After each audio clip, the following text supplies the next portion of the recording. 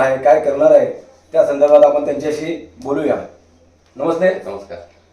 आपण पहिल्यांदाच म्हणजे उभे राहिले नगर परिषद निवडणुकीमध्ये आणि भरघोस मतांनी जनतेने आपल्याला निवडून दिलेलं आहे.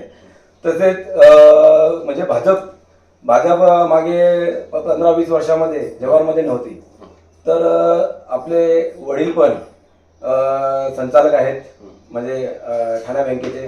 तसेच महामंडळामध्ये पण हे आता भरघोस मतांनी निवडून आले, त्यांचा पण तुम्हाला साथ होता. आणि ते भाजपचे नेते असताना जव्हार शहरामध्ये एक हाती सत्ता भाजपने म्हणजे 20 मधून 14 नगरसेवक निवडून आले आणि नगराध्यक्ष भाजपचा निवडून आला आणि आपण पण त्यामध्ये भरघोस मतांनी निवडून आले. काय बोलणार आपण? सर्वप्रथम काल झालेल्या जव्हार नगर परिषद सार्वत्रिक निवडणूक 2025 मध्ये मी भारतीय जनता पार्टीकडनं प्रचंड बहुमताने या ठिकाणी प्रभाग क्रमांक 1 मधनं निवडून आलेलो आहे. त्याबद्दल सर्व नागरिकांचे मी सर्वप्रथम धन्यवाद देतो. आपण ज्या पद्धतीने सांगितलं की जव्हार नगर परिषदेमध्ये 14 नगरसेवक व नगराध्यक्षाचे जे उमेदवार आहेत पूजाताई उदावन ह्या ठिकाणी निवडून आलेले आहेत. बऱ्याच वर्षातनं भारतीय जनता पार्टीची एक हाती सत्ता जव्हार नगर परिषदेमध्ये आली, याबद्दल सर्व नागरिकांचा मी धन्यवाद देतो.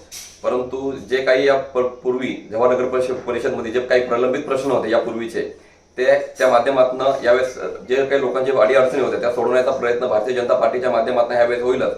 आणि ह्या निवडणुकीमध्ये आपण बघितलं की भारतीय जनता पार्टी हा एकमेव पक्ष हा स्वतंत्रपणे लढला. त्यामध्ये त्यांचे 14 नगरसेवक आले, एक नगराध्यक्ष आला. यामध्ये तसं बघितलं तर सर्वात मोलाचा वाटा या ठिकाणी आपले स्थानिक आमदार हरिश्चंद्र भोये सर आहे, आपले स्थानिक खासदार डॉक्टर हेमंतजी सवरा आहेत, पालकमंत्री गणेशजी नाईक साहेब आहे आणि आपल्या भारतीय जनता पार्टीचे प्रदेशाध्यक्ष रवींद्रजी चव्हाण साहेब यांच्या सर्वांच्या आशीर्वादाने या ठिकाणी भारतीय जनता पार्टीची एखादी सत्ता या ठिकाणी स्थापन झाली. आपण येणाऱ्या काळामध्ये जे महत्वाचे जे मुद्दे आहेत, रस्ते, गटारी, स्ट्रीट लॅम्प, हे तर मुद्दे होतच असतात. परंतु खऱ्या अर्थाने जव्हार नगरपालिकेला, जव्हार नगर परिषदेला एक महसूल कसा उत्पन्न होईल किंवा पर्यटनाच्या माध्यमातून जव्हार नगर परिषदेचा विकास कसा होईल या दृष्टिकोनातून बघण्याचा उद्देश ह्यावेळेस आमचा राहणार आहे. आणि जे काही नवीन ऍक्शन प्लॅन असणार आहे आपले, ते या ठिकाणी इम्प्लिमेंट करणं हे खूप महत्वाचं आहे. जसे की आपल्या जव्हार नगर परिषद बघितली तर आपली हिल स्टेशनवर आहे.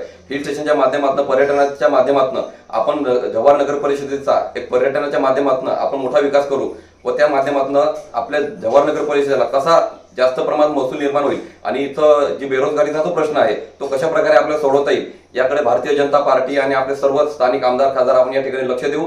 आणि येणाऱ्या काळामध्ये नक्कीच मी आपला विश्वास देतो की भारतीय जनता पार्टीच्या माध्यमातून जव्हार नगर परिषदेमध्ये एक चांगला विकास होईल आणि तो आपण घडवणार, याबद्दल काही शंका राहणार नाही.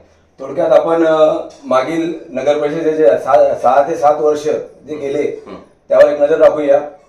आपला थोडक्यात बोललं तर आपला जव्हार भकास झालेला आहे. भकास म्हणजे असं काही ते पाण्याची सुविधा नाही.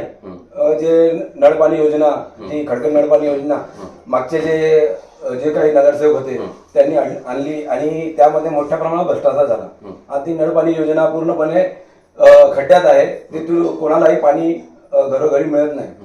त्यात बरोबर रस्त्यावर मोठमोठे खड्डे, तसेच गल्ली बोळ, असे फार काही समस्या जव्हार शहरामध्ये मागील 7 वर्षामध्ये आहे. तर आपण आता आपली सत्ता पण आहे, पुढे आपला काय हे असणार, काय करणार आपण?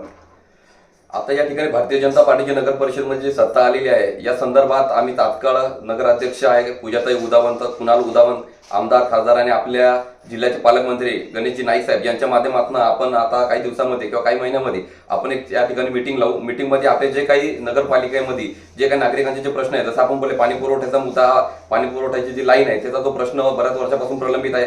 लोकांना घरोघरी पाणी जात नाही, या संदर्भात एक आपण आढावा बैठक या ठिकाणी लावू. पालकमंत्र्यांना सुद्धा या बैठकीला आपण बोलू, आमदार खासदार असतील.